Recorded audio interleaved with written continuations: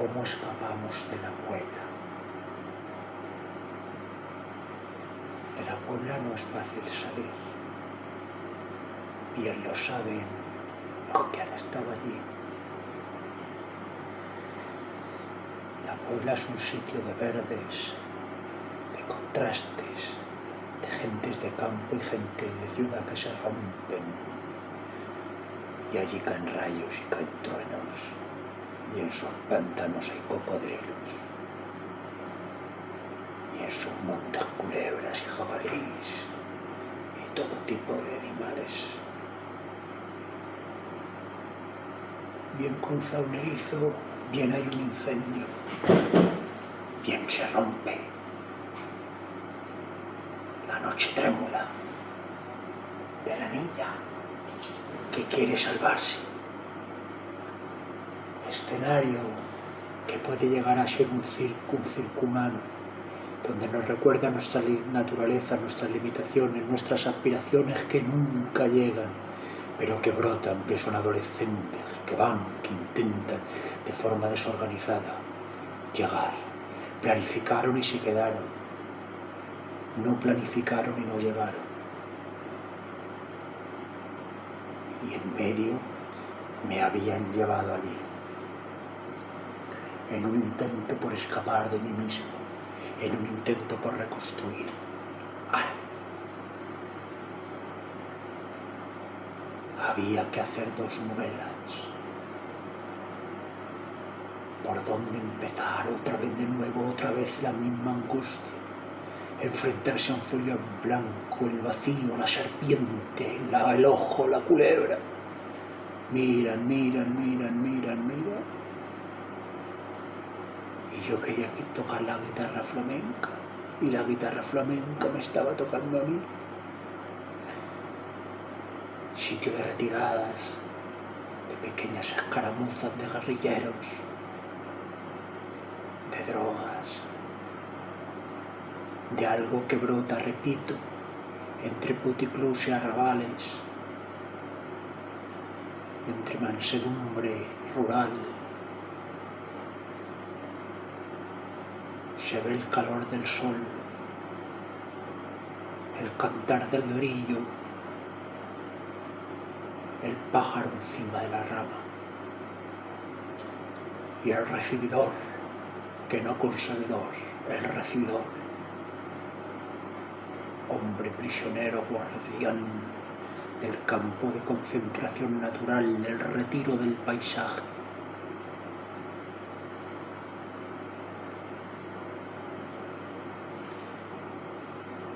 Un guardián que se liaba a tiros con los guardias,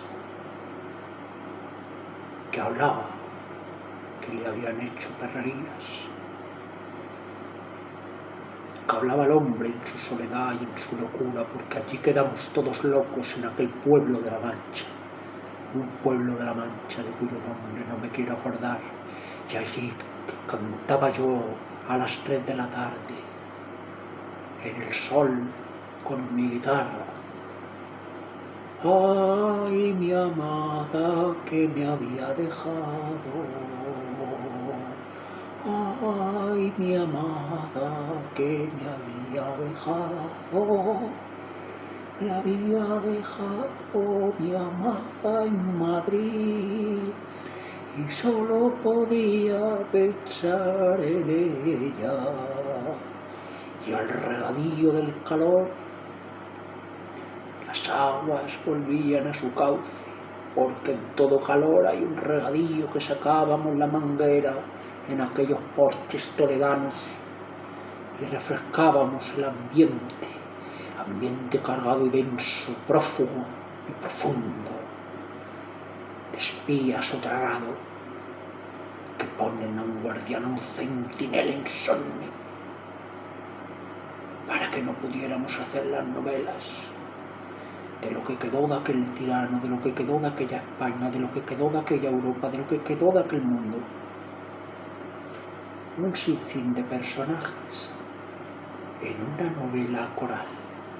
Andaba yo por aquel entonces haciendo 13 la semana de la matanza y 7 historias de amor y un cuento. No se enfíen por los títulos. nada puede ser cierto. En aquel pueblo de contrastes, repito, de contrastes, de una España que nace y otra que muere y otra que agoniza, me habían dejado solo, más solo que la una entre advertencias de militares y prisioneros, de qué hacía yo por aquellos lares, por aquellos arrabales. Tenía una prueba cada vez que iba y venía, soportar la presencia de aquellos puticlús, de aquellas veces que encontramos consuelo, de aquellas veces que evitamos el suicidio. Pero debíamos salir de allí, la esperanza siempre era grande y todo estaba en la mente, en nuestra mente. Oh, Castilla-La Mancha, pueblo de escritores, cuánto nos diste.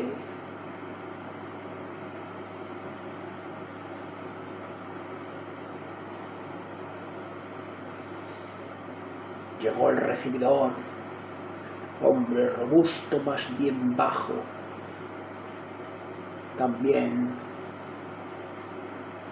de peleas, de contraste entre un lado y otro, entre los que estudiaron y los que no estudiaron, entre los bandidos y los no bandidos, entre los bien vestidos y los no bien vestidos, entre los que se bañan en el pantano y no se bañan.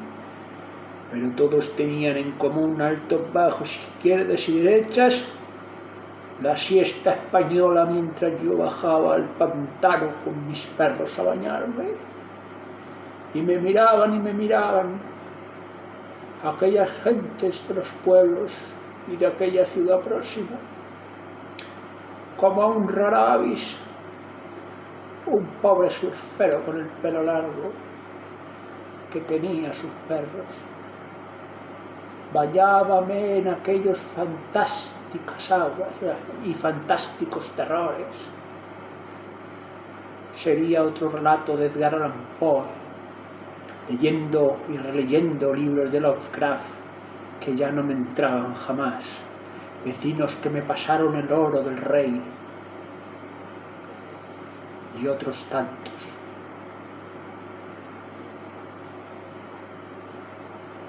Canales de regadío en medio de arados, árboles que crecen sin permiso, pueblos tranquilos que recorríamos con el coche en imágenes y en audios de libertad, mezclándose lo antiguo con lo nuevo también en mí, pues yo venía de lo más alto de Madrid, venía de los barrios, del barrio de la Castellana y de Arturo Soria, no que fuera alto por la altura, que en cierto modo todos sabemos que sí, sino por la influencia de la gente, estos nuevos influencers. Quería yo, y me había dejado yo en otro sitio a mi amada, y venían otra vez esa élite que no ha vivido nada.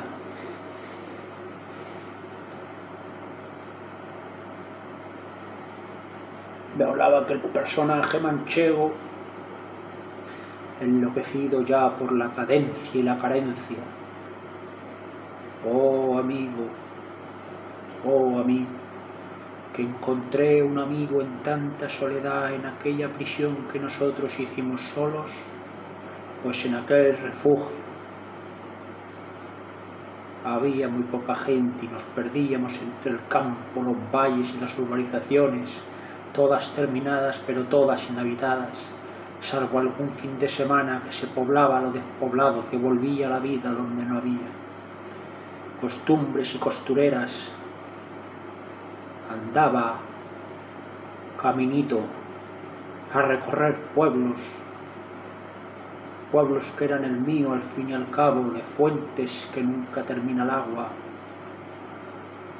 de un buen cocido o de un buen guiso de codorniz con patatitas.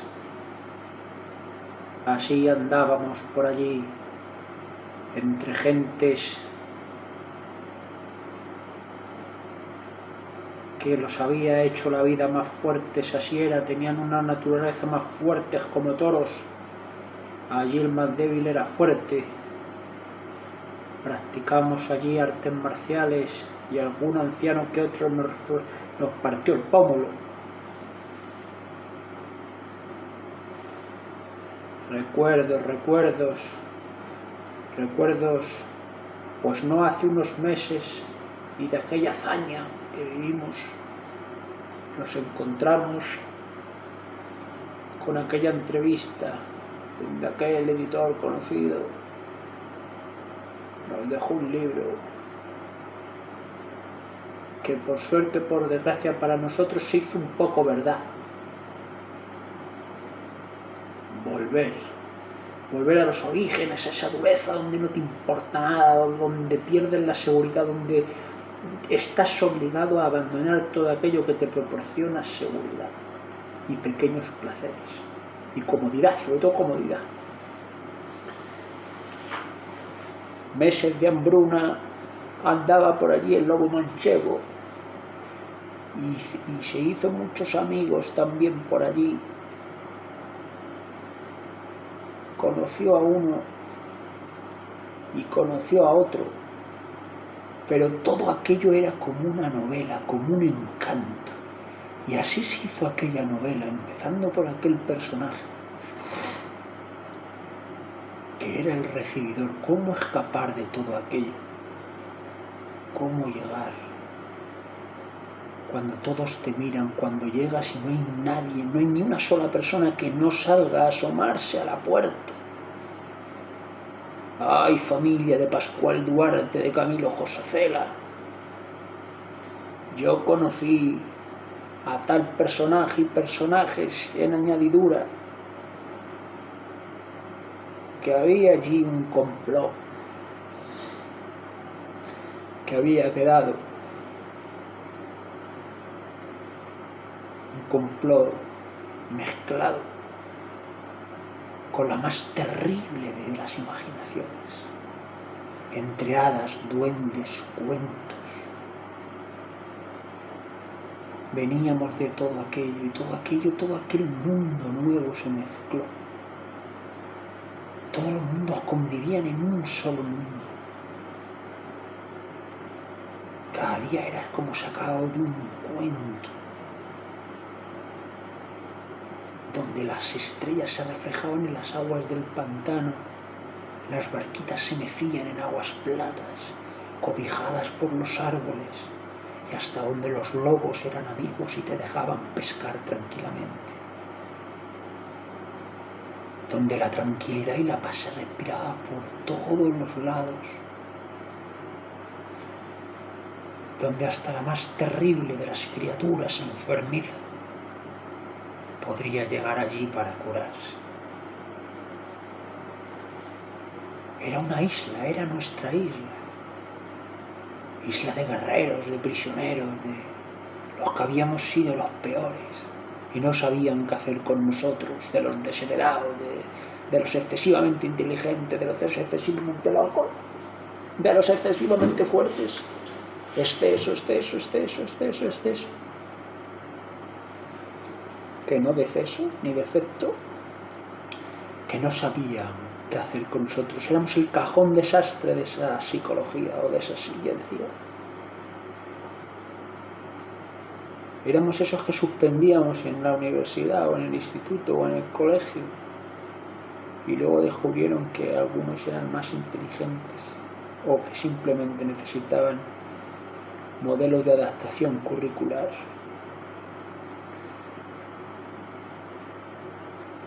Cuánto se castiga, que poco se ama la diferencia, cuando ponen las mismas pruebas para todo, cuando las circunstancias son diferentes para cada uno. Allí conocí yo esquemas mentales y conocimos nuevos personajes ficticios que venían a hablarnos. ¿Lo ves? ¿Lo ves? ¿Te lo dije? Mira, perro, como no me des ahora mismo las 100 euros, te reviento, perro. Es que te tengo que asesinar, perro, te tengo que asesinar. Mira que te echo esta mitad del moro, perro. Y con unos 100 euros te asesino, que era mío.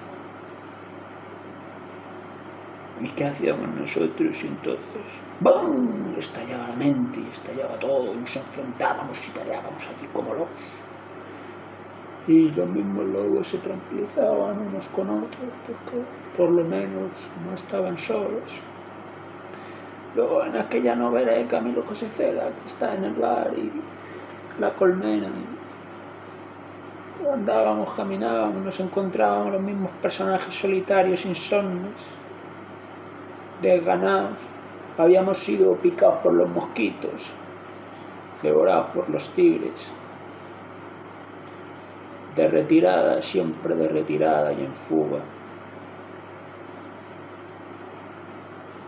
Había llegado otro y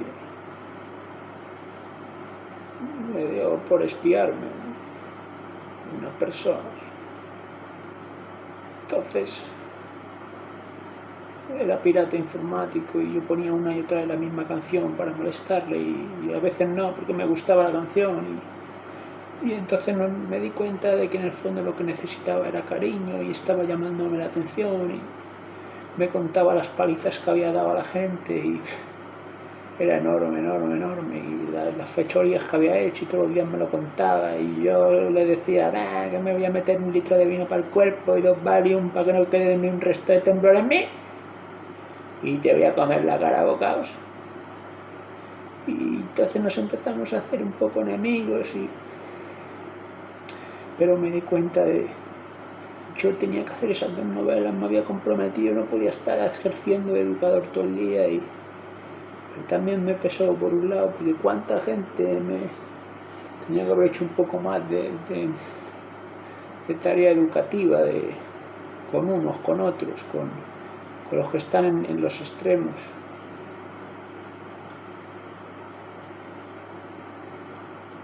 Es una catarsis, una oscuridad terrible enfrentarse a un folio en blanco.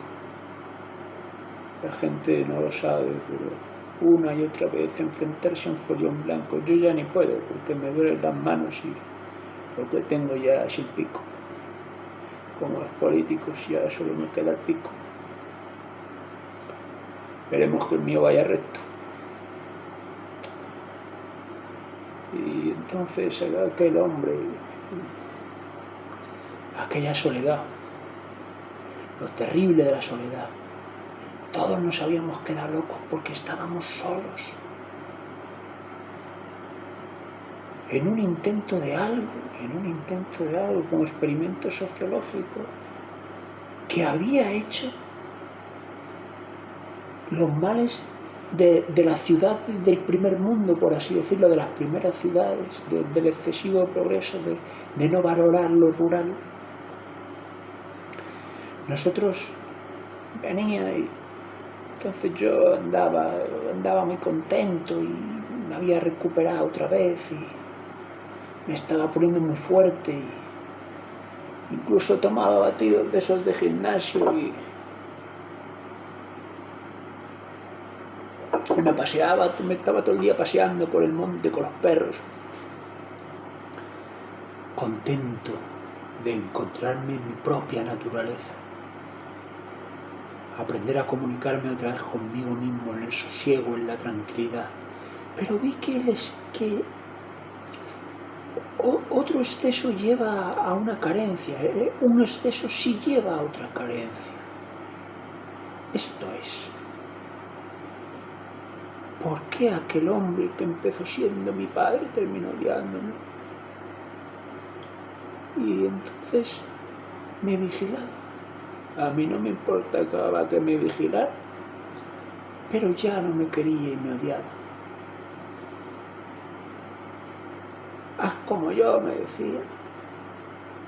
¿Cómo voy a hacer como tú si te has quedado loco por negar la ciudad de donde venías, de la que te da miedo volver, de la que te da miedo regresar. Y yo venía de aquella ciudad y luego encontré el respiro y la calma y el retiro. Y veía a aquel hombre que de vez en cuando venían prostitutas a su casa y yo decía, pues hace bien y el otro, pues hacen bien, ¿cómo lo van a hacer mal si están aquí solos? Si por lo menos es lo que tienen.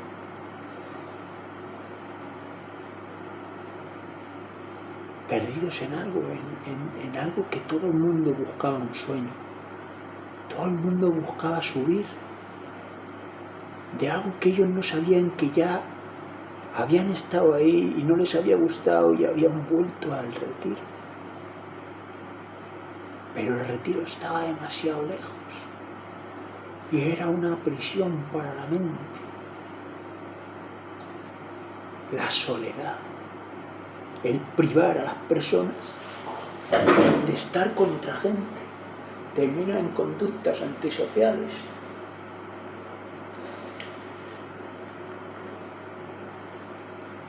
Todo aquello fue un entramado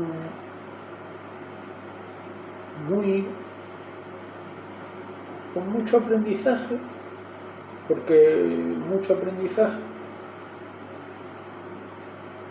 pero había que escapar de la Puebla había que escapar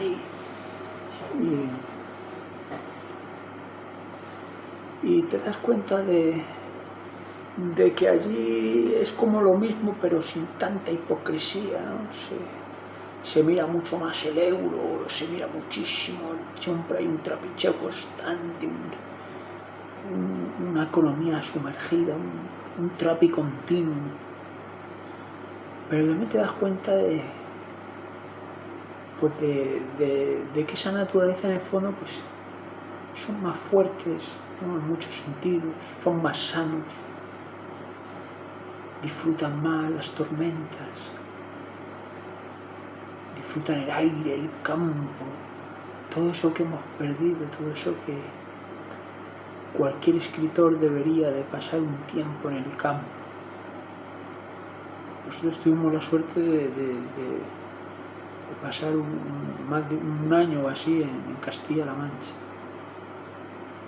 Y además una tierra llena de contrastes, de gente, de algo que parece que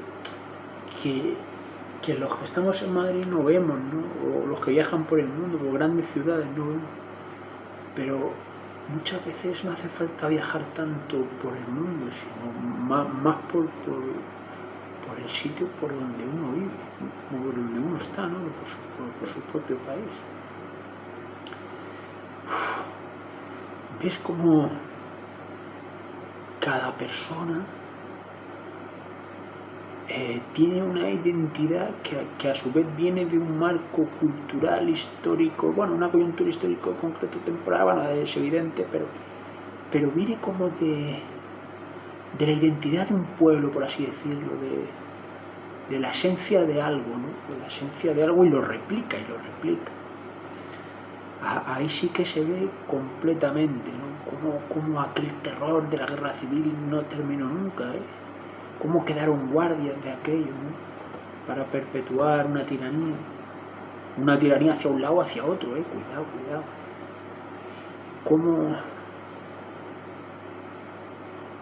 Cómo todo puede encajar sin encajar, ¿no? Es una ciudad, como es una ciudad portuaria. Y es un pastel en el fondo que todo el mundo está deseando abrir y comerse, pero podría ser todo maravilloso, pero no es un pastel, es todo temporal, eso al final, los pequeños pueblos donde hay una ciudad también pequeña al lado, se convierte luego a su vez en la paradoja, en la aporía de el mayor consumo rápido, usar y tirar. Yo tenía una supresión completa yo y muchos de los que estamos ahí, de relaciones sociales. ¿Quién te va a ir a ver a tantos kilómetros? Y nadie. Y vas viendo el día a día. Allí como las relaciones son muy rápidas, sale lo bueno y lo malo en 10 días, sale lo bueno y lo malo. Lo mejor de lo mejor y lo más terrible. El odio entre vecinos, el amor entre vecinos. Cómo todo va conviviendo, pero cómo había una melancolía de fondo, ¿no? Todos querían ir a Madrid, todos querían acabar en Madrid. Esa era la melancolía de fondo, vivir el sueño de Madrid.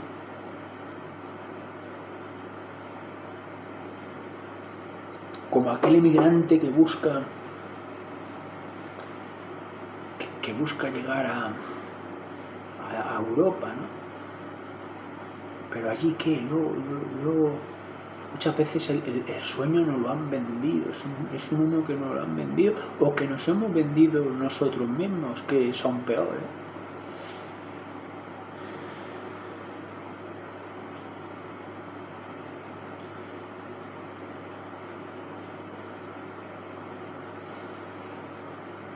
Salir de la Puebla era muy complicado, porque la historia de la Puebla habían quedado muchos guardias, habían quedado experimentos, había quedado el residuo colectivo de la tiranía y el horror que se había vivido en una guerra, ¿no? Tanto en un lado como en otro. Y entonces la gente, no de forma consciente, pero que sí de una manera u otra, el peso de la cultura, el peso de la herencia de la cultura, de ciertas pautas culturales era tan fuerte, tan aterrador, tan impreso había quedado en todo, hasta la tierra, hasta bueno, en el estilo alimenticio, por supuesto, claro, desde luego. Y era tan fuerte que seguían haciendo lo mismo. O sea, era una cosa bárbara. Y cómo romper esas cadenas, cómo... Entonces yo era el surfero, el playero, el surfero, pero el surfero que quería volver a su casa. El surfero que quería volver a mi casa. Yo apuntaba todos los días cosas. Bueno, sí, hacía perspectiva émic y étic, claro, sí, desde luego. No me hacía falta ser ni espía, ni espectador, ni nada. Los escritores todos somos muy cabrones, en el buen sentido. Y se quedaba... Veía el terrible sufrimiento de algunos, ¿no?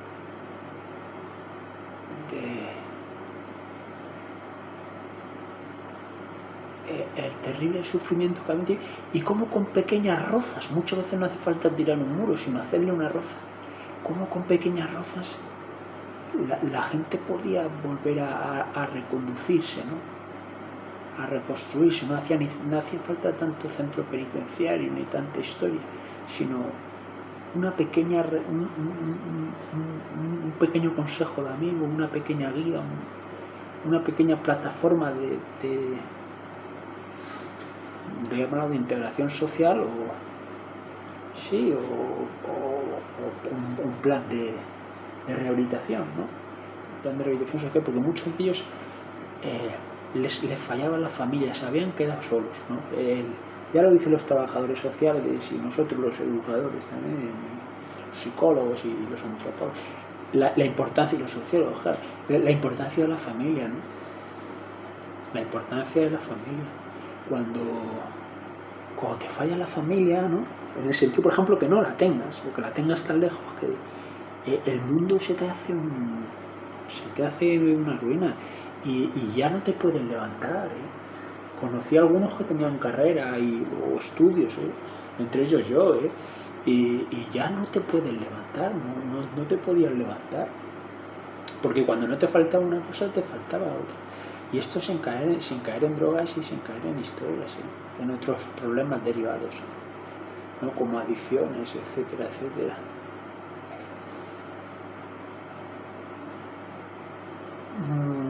Quitando la parte esa científica, ¿no? Científica social, ¿no? Que claro, como educador, además con carrera en ello, no lo podía desligar completamente, ¿no? Pero yo había ido ahí a desaprender, porque necesitaba encontrarme a mí mismo y tener una nueva perspectiva para poder construir novelas, ¿no? Construir novelas de otra manera, desde luego. Entonces comprendí muy bien a Cela, comprendí muy bien cómo con una mochila y echándose al monte y a conocer gentes y pueblos había podido enriquecer tanto, ¿no? Anécdotas, hay quien allí la ética y la moral sigue siendo lo mismo, pero claro, hay otra forma, claro, hay otra forma. ¿Qué le vas a decir tú a ese que pone a su hijo a trabajar, pero si no le pone no comen? Y si no come, pues no puede ir al colegio, y si no... Ahí ven el no caer en el etnocentrismo, ¿no? Bueno, y ni creer que hay que tener mucho cuidado, no relativizarlo tampoco todo, pero cuidado con las pautas culturales, pensar que unas son mejores que otras porque sí, ¿no? Cuidado con eso. Yo me di cuenta de que allí eran gente muy potente. Ya comenté esto, ¿no?, en el primer libro. Yo había venido y ahora quería, en un movimiento de retorno, de reconstrucción, pues desde aquí tengo que escapar de la Puebla, ¿no? Es un ejercicio de autoguía didáctico, ¿no? Escapar de la Puebla. Yo de albañilería no sabía casi nada, ¿eh? Bueno, sabía, pero lo típico, o sea, era muy bueno planificando, pero luego a la verdad, claro, no lo había hecho, faltaba práctica. Allá aprendí mucho, ¿eh? Allá aprendí mucho más de lo que... Tampoco es que me hiciera albañil, pero aprendí otras cosas tan diferentes. La importancia de las 1000 Españas, ¿no?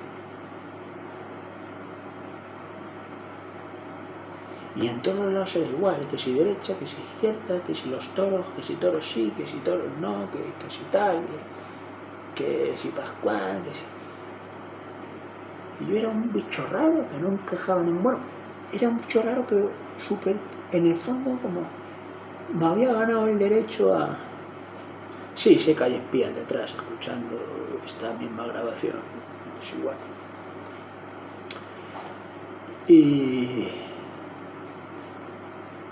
Y entonces era un surfero, ¿no? Un surfero con el pelo largo y que no molesta. Aprendí cómo agudezan los sentidos y el ingenio, el pasar hambre, ¿no? Los chavales allí, madre mía, que he estado en muchos barrios de Madrid, ¿no? Y claro que también son inteligentísimos, pero de verdad que aquello me dejó. Y bueno, en el fútbol es como estar entre tercera y segunda división.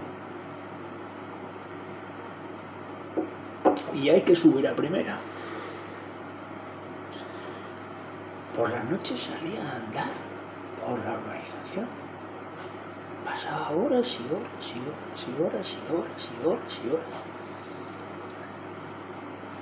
Y me di cuenta